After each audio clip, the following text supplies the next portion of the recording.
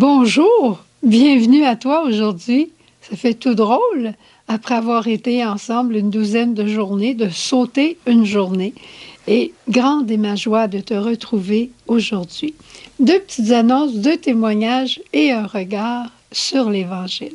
Les deux petites annonces, la première au sujet du livre sur la miséricorde.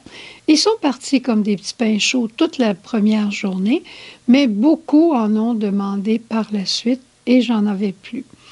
Par contre, si vous aimeriez encore les avoir au prix régulier de 23 probablement qu'on peut en recommander. Alors faites-moi juste signe si vous voulez encore en avoir au prix régulier. Voilà. La deuxième annonce, c'est quelqu'un me disait l'autre jour avoir changé son cellulaire. Il était tout content.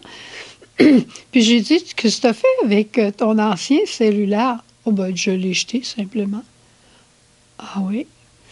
C'est que parfois, il y a des appareils photo dans les cellulaires qui peuvent être utiles. Alors, si vous ne savez pas quoi faire avec votre ancien cellulaire et vous ne vous en servez plus, ben, je vais être preneur, bien simplement.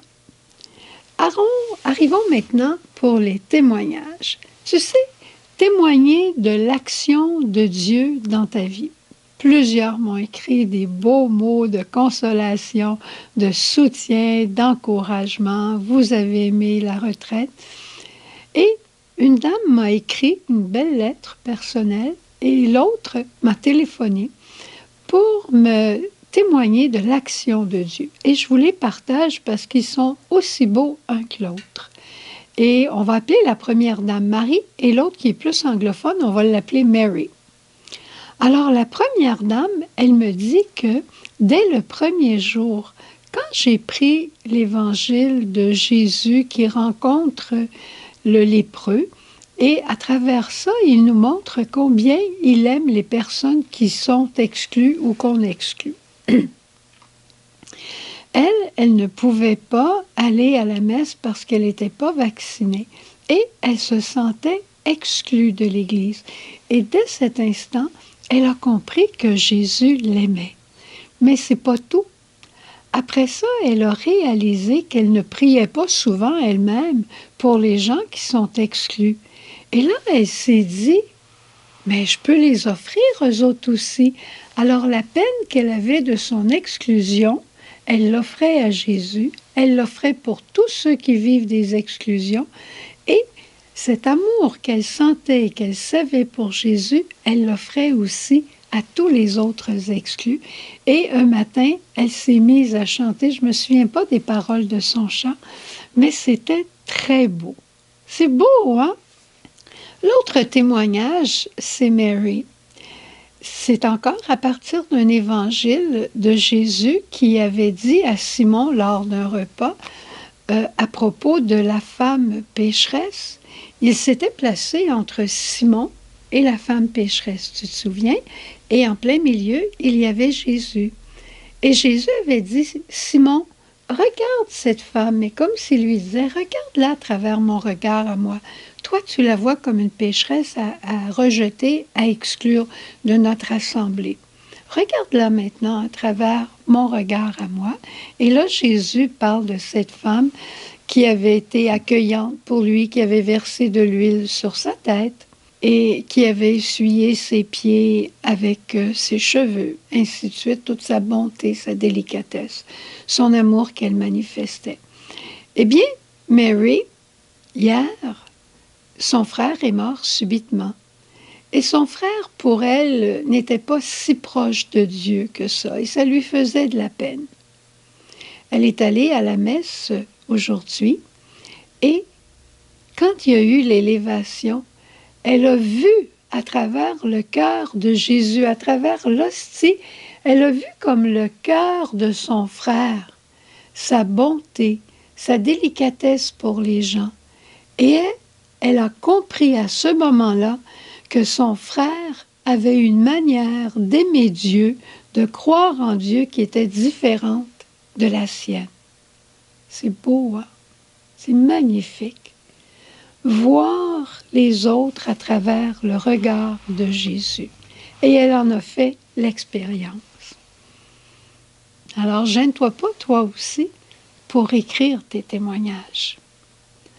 Un mot seulement sur l'Évangile d'aujourd'hui. C'est l'Évangile où Jésus est avec ses apôtres, puis il les questionne au dire des gens, pour dire des gens, qui suis-je? Jean le Baptiste, un prophète, Élie. Mais là, Jésus les regarde et dit, mais pour vous, qui suis-je? Pour toi, qui suis-je? Et Pierre, sous la motion de l'Esprit, parce qu'après Jésus, dans un autre péricope d'évangile, un autre évangéliste lui dira, ce que tu as dit là, ça vient de l'Esprit Saint. Pierre a répondu, tu es le Christ, le Fils du Dieu vivant. Il ne pouvait pas dire ça tout seul.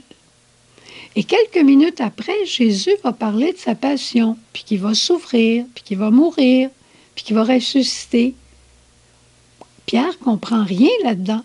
Puis ça, Jésus, non, ça t'arrivera pas. Puis Jésus dit, arrière Satan. C'est pas à Pierre qui dit arrière Satan. Mais arrière Satan, toi qui inspires à Pierre des paroles qui ne sont pas de Dieu. Quand Pierre est sous l'emprise de l'Esprit, il comprend les choses de Dieu. Et ça le dépasse, mais il les comprend. Quand Pierre n'est pas sous l'emprise de l'Esprit, il ne comprend pas les choses de Dieu. Et nous aussi, c'est comme ça dans notre vie. On est capable du plus grand, puis on est capable du plus pauvre. On est capable de faire des grands actes de charité une journée, des grands dépouillements, puis le lendemain, quelqu'un nous demande notre crayon, puis on ne veut pas le prêter. Je ne sais pas si ça t'arrive, mais moi, ça m'arrive. On est capable du meilleur et du pire.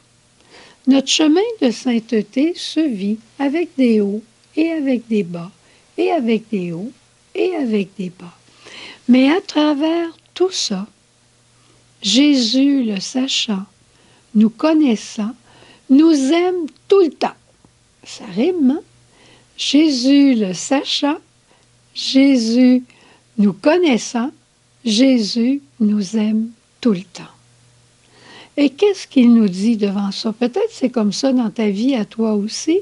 Puis tu dis, on dirait que je n'ai pas de constance. Bien, des fois, ça va un peu plus loin, 1 jour, 2 jours, 3 jours, 4 jours, puis pouf, on a une baisse. Qu'est-ce que Jésus te dit à ce moment-là, au moment de tes baisses? Courage, courage! Je t'aime autant dans tes montées que dans tes descentes. Reprends-toi. Recommence aujourd'hui ton histoire d'amour avec moi. Mais Jésus, j'ai recommencé mon histoire avec toi il y a 3 jours, puis je t'ai donné mon cœur. Et Jésus de dire, c'est pas assez, mon enfant. Donne-moi ton cœur à tous les jours. Recommence à tous les jours. Puis s'il faut, recommence 3, 4 fois par jour. C'est ça l'amour. L'amour est un éternel recommencement de « je t'aime ». Et chaque fois que je recommence, je ne sais pas tout le temps, mais j'entraîne une multitude d'âmes à ma suite. Dieu confie à ma vie des milliers, des milliards d'âmes. Je ne le sais pas. Un jour, Sœur Jeanne disait ça à une petite sœur. Moi, je l'offre pour des milliers, des milliards d'âmes que le Seigneur m'a confiées. La petite sœur a dit, Sœur Jeanne, n'exagère pas tout de même. Des centaines, je peux croire. Sœur Jeanne a juste répondu avec un grand sourire. Si toi, tu veux les centaines, prends-les. Moi, je vais prendre les milliards. Le Seigneur confie des milliers, des milliers, des milliards d'âmes à nos éternels recommencements. Et ce matin, j'ai réalisé une chose au Laude.